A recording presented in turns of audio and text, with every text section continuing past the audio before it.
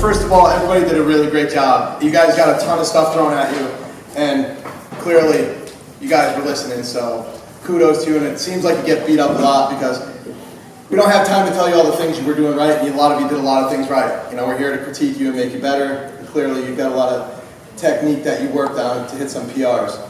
So we had 3 common themes when I talked to all the coaches, and I saw all of these with our crew, which was the best crew, by the way, anyway. No offense to anybody else.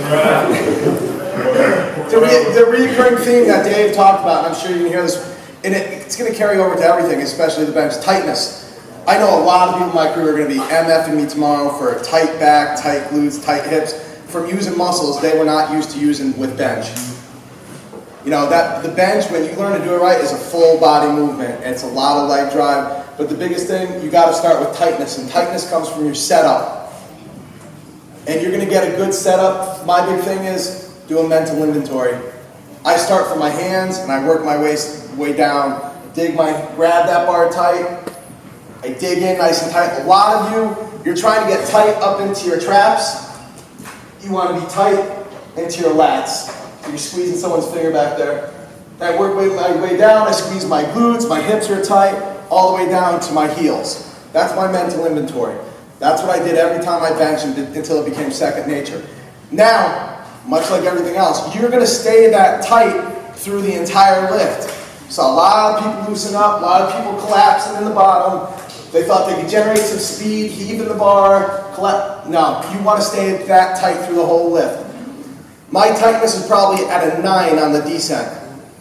That way I could push 1% harder with my legs when it comes into the bottom. Leg drive is worth about a good 10% of your bench. If you learn how to get your leg drive up, your bench will skyrocket immediately. So, you know, I do that mental inventory. I go from my hands, work all the way down to my heels to make sure everything is tight. All of you can get tighter on the bench and stay tighter throughout the entire bench. The other thing we saw with coaches was slow descent. As the weight got heavier, you guys slowed that bar down a lot more. This is not time under tension. You want to train with John Meadows, go ahead. You ain't getting any extra points for holding that bar longer. Get that bar down under control. When you are tight, you can let that bar come in. If you're loose, you let it come in, it's going to collapse you. That's why tightness is important. Get that bar down with a little aggression. You know, you should be bringing the bar down with, whatever you bring the bar down with 50%, you should be bringing it down the same speed with 100% at your max. Shouldn't be any different. One thing that goes along with the descent, I think some of you might be a little uncomfortable, there's a lot of, this goes into setup and the descent, over-tucking.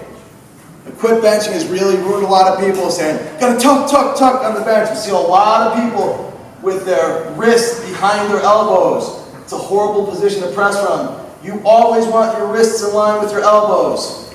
So videotape your stuff, watch from the side. You'll see your wrists are cocked back like this. You're turning your bench press into an extension. You can bench a lot more than you can extend. So really watch that, and you'll be able to lower the bar in much faster and better control if your wrists are over the elbows. If the bar placement's not good, that's why it's going to be slow descent, because it's not on the right path. And foot placement. Foot placement was a big thing for a lot of you.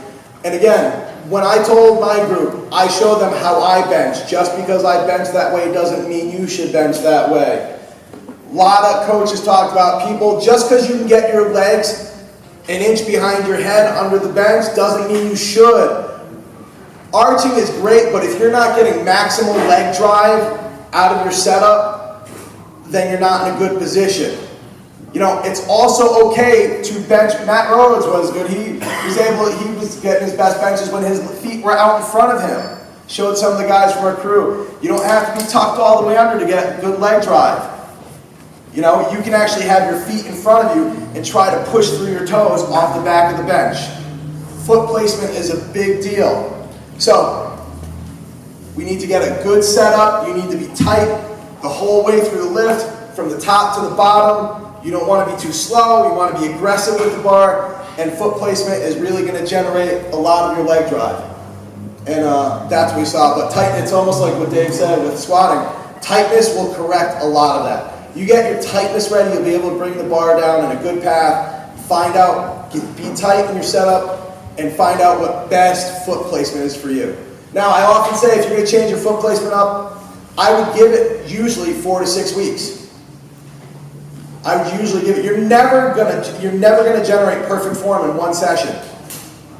You know, it's like switching from sumo to conventional. If you're a conventional deadlifter and you just come up and pull sumo, you're not going to out-pull your best conventional that day. You got to give it time. So if you change your setup, give it time. Sometimes you got to take a step forward, you know, take a step back, take 2 steps forward.